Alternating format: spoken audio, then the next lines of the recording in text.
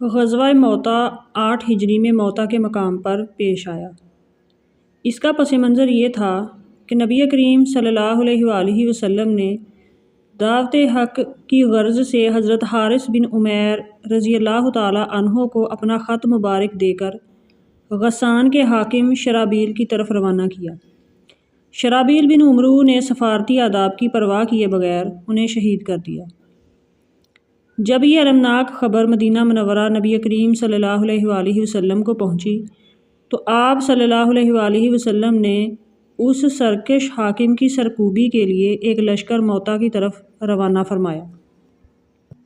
نبی کریم صلی اللہ علیہ وآلہ وسلم نے حضرت زید بن حارثہ رضی اللہ تعالی عنہ کو اس لشکر کا سپہ سالار بنایا اور ساتھ یہ بھی تاکید فرمائی کہ اگر زید رضی اللہ تعالی عنہ شہید ہو جائیں تو جعفر بن ابی طالب رضی اللہ تعالی عنہ سپہ سالار ہوں گے، اگر وہ بھی شہید کر دیے جائیں تو عبداللہ بن رواحہ رضی اللہ تعالی عنہ سپہ سالار بن جائیں گے، اگر عبداللہ بن رواحہ رضی اللہ تعالی عنہ بھی شہید ہو جائیں تو مسلمان جس کو چاہیں اپنا امیر منتخب کر لیں۔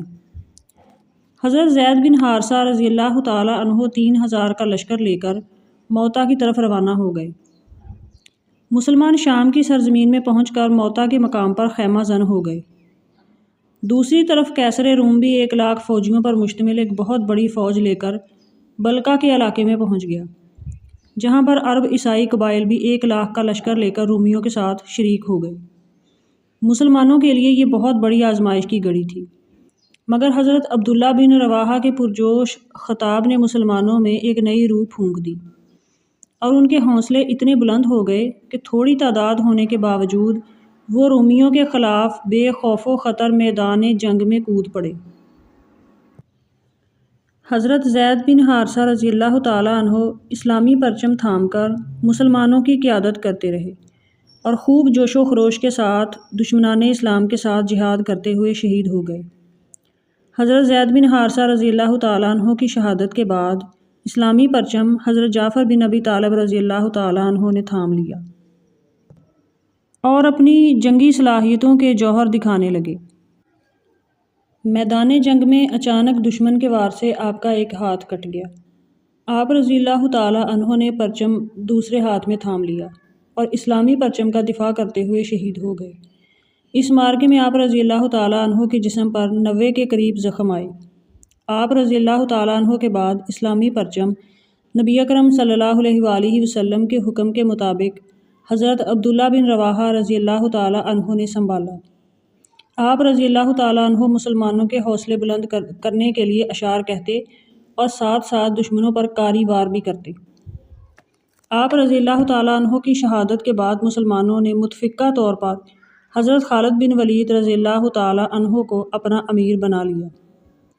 حضرت خالد بن ولید رضی اللہ تعالی عنہ جنگی حکمت عملی کے بہت ماہر تھے اور ایک سپہ سالار کی خوبیوں سے متصف بھی تھے۔ اس معرکے میں حضرت خالد بن ولید رضی اللہ تعالی عنہ اس جرأت کے ساتھ لڑے کہ آپ رضی اللہ تعالی عنہ کے ہاتھ سے 9 تلواریں ٹوٹ گئیں۔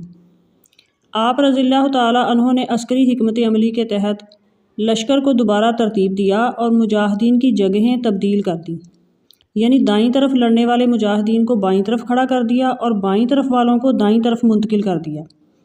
اسی طرح آگے لڑنے والوں کو پیچھے اور پیچھے لڑنے والوں کو آگے بھیج دیا۔ آپ رضی اللہ تعالی عنہ کی یہ حکمت عملی بہت کام آئی اور آہستہ آہستہ رومی لشکر کے حوصلے پست ہونے لگے۔ رومی لشکر پیچھے ہٹنے لگا اور یوں حضرت خالد بن ولید رضی اللہ تعالی عنہ اسلامی لشکر کو بحفاظت ایک پہاڑ کے دامن میں لے کر چلے گئے۔ ایک طرف موتا کے مقام پر مسلمان رومیوں کے خلاف برسر پیکار تھے اور جواں مردی کے ساتھ ان کا مقابلہ کر رہے تھے، تو دوسری طرف مدینہ منورہ میں نبی کریم صلی اللہ علیہ وآلہ وسلم اپنے صحابہ کرام کو معرکہ موتا کے حالات بتا رہے تھے۔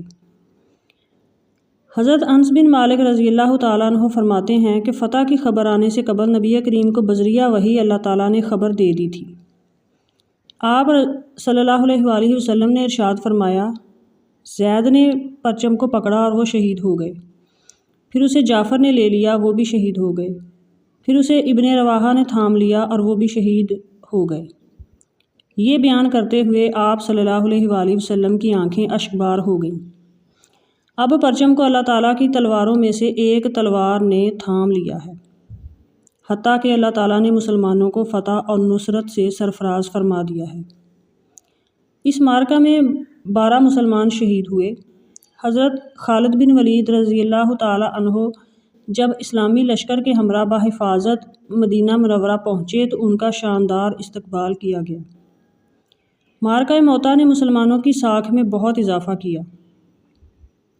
مسلمانوں کا انتہائی کم تعداد کے ساتھ اپنے سے کئی گنا بڑے دشمن کے مقابلے میں بے خوف و خطر میدان جنگ میں کود پڑنا اور 7 دن تک دشمن کا بہادری سے مقابلہ کرنا فتح اور نصرت کا منہ بولتا ثبوت تھا۔ اس معرکے میں حضرت خالد بن ولید رضی اللہ تعالیٰ عنہ کی بہادری اور عسکری صلاحیتوں کا اظہار ہوا۔ اسی معرکے کے بعد حضرت خالد بن ولید رضی اللہ تعالیٰ عنہ کو سیف اللہ یعنی اللہ کی تلوار کا لقب ملا۔ اس جنگ میں حضرت جعفر بن ابی طالب رضی اللہ تعالیٰ عنہ کی شہادت پر نبی کریم نے ان کے گھر والوں کو حوصلہ دیتے ہوئے ارشاد فرمایا کہ میں نے جعفر کو شہادت کے بعد جنت میں اڑتا ہوا دیکھا ہے۔